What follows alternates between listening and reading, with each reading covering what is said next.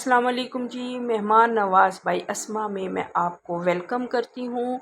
आज की रेसिपी करेले प्याज की है। वैसे तो हर घर में ये डिश बनाई जाती है और सभी बड़े शौक़ से खाते हैं, लेकिन कुछ ख़वातीन से करेलों की कड़वाहट दूर नहीं होती। आज की वीडियो में मैं आपको एक ऐसी टिप दूँगी जिससे आपका यह मसला हल हो जाएगा और आपके बनाए हुए खाने की हर कोई तारीफ़ करेगा। चलें जी, स्टार्ट करते हैं। बिस्मिल्लाहिर्रहमानिर्रहीम। ये 1 किलो करेला है और इसको मैंने अच्छी तरह वॉश करने के बाद मैं इसको छीलूँगी।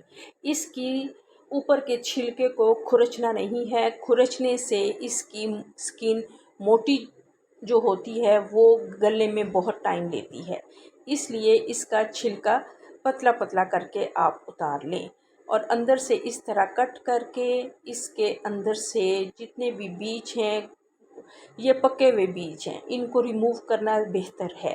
कुछ बिल्कुल कच्चे बीज होते हैं नरम नरम से, वो आप खाने के साथ इस्तेमाल कर सकते हैं।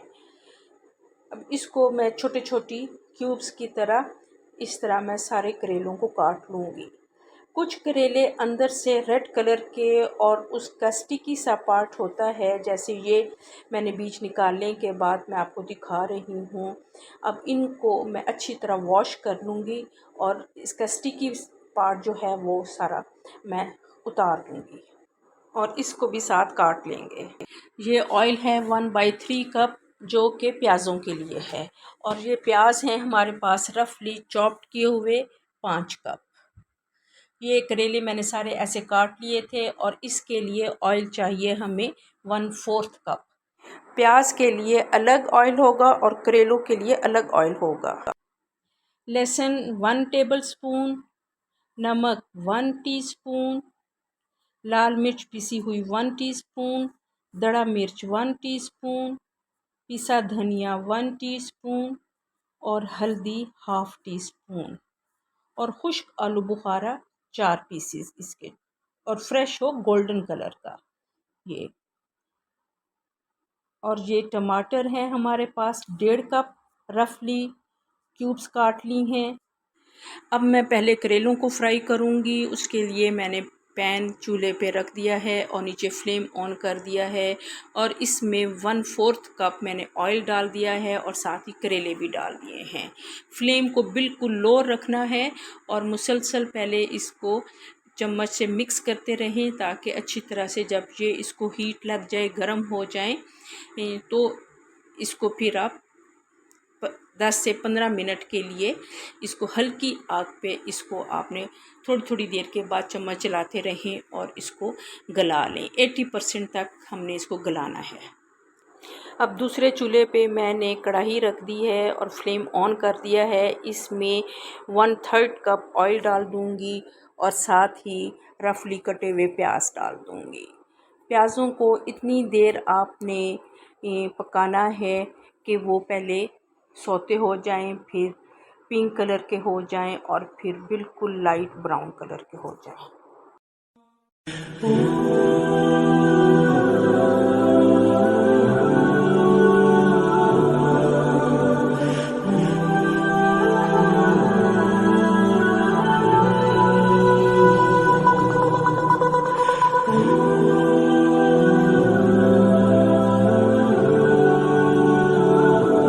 अब इसमें लहसुन डाल दूंगी और इसको भी फ्राई करूंगी।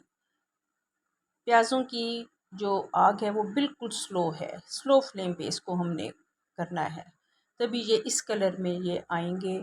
और अच्छी तरह लहसुन को फ्राई करने के बाद फिर इसमें टमाटर शामिल कर देंगे और आलू बुखारा शामिल कर दूंगी मैं। फिर इसको अच्छी तरह से उतने ही फ्लेम पे भूनते जाएंगे। पानी का इस्तेमाल बिल्कुल नहीं करना और इसको इस तरह हल्के हल्के हाथों से मिक्सिंग करते रहना है और फिर कवर लगा के मैं इसको इतनी देर गला लूँगी कि टमाटर बिल्कुल ढीले पड़ जाएं।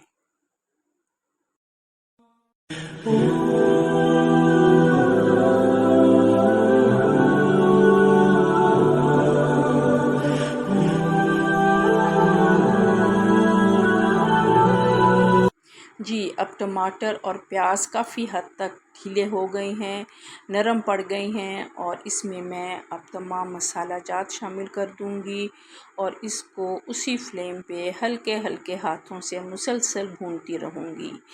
याद रहे कि अभी तक मैंने पानी का एक कतरा भी इसमें यूज़ नहीं किया।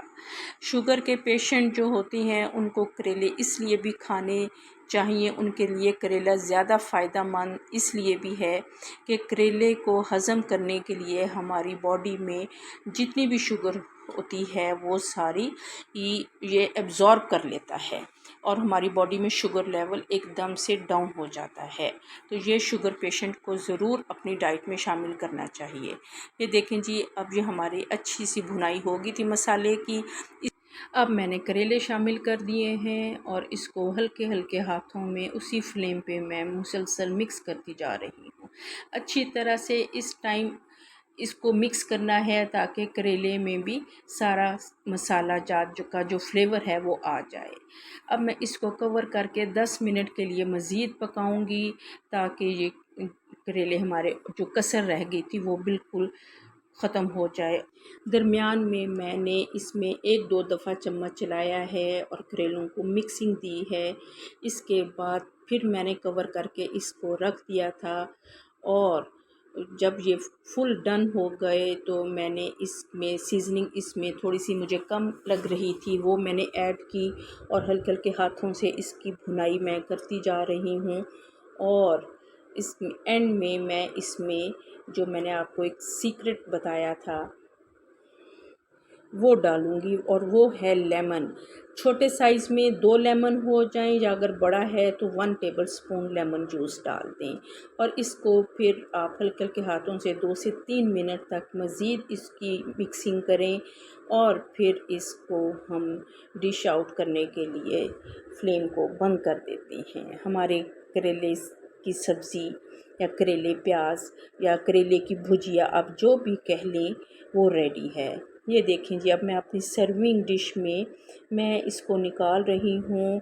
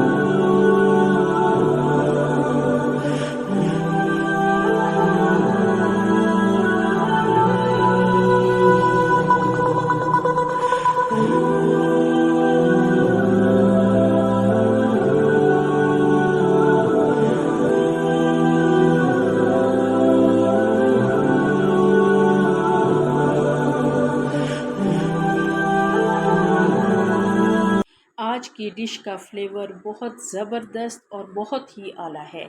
इसके साथ पुदीने का रायता और प्याज का सलाद आप ज़रूर बनाएं और मुझे दुआओं में भी याद रखें। अगर आपको मेरी ये रेसिपी अच्छी लगे तो थम्स अप कर दें, मेरे यूट्यूब चैनल को सब्सक्राइब कर दें और अपनी फ्रेंड्स में शेयर कर दें। दुआओं में याद रखें। Stay bless. अल्लाह हाफिज़।